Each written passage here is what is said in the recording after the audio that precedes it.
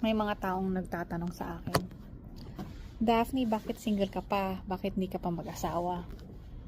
Sa isip-isip ko naman, pinoprotektahan ko kasi kapayapaan ko.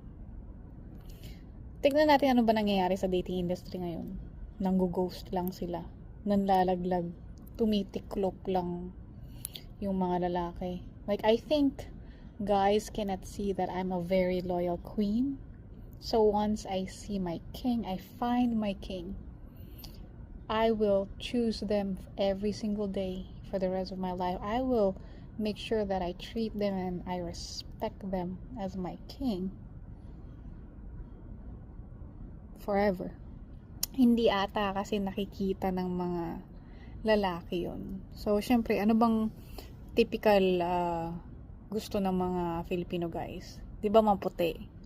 So, syempre, sa mga mga morena power tulad ko, anong magagawa namin kung 80% ng mga mata napunta lang lahat sa mga mapuputi? I think personality and loyalty and kindness, caring and love, hindi ko alam kung na-appreciate pa ba yun.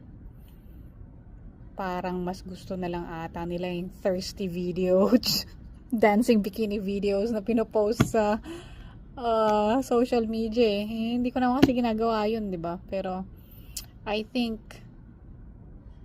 sabi ni Lord, I'm gonna give you someone better. I'm gonna give you someone deserving who would really appreciate and cherish the love that you give, that you will actually deserve. So, kapit lang. Trust the Lord. He will come.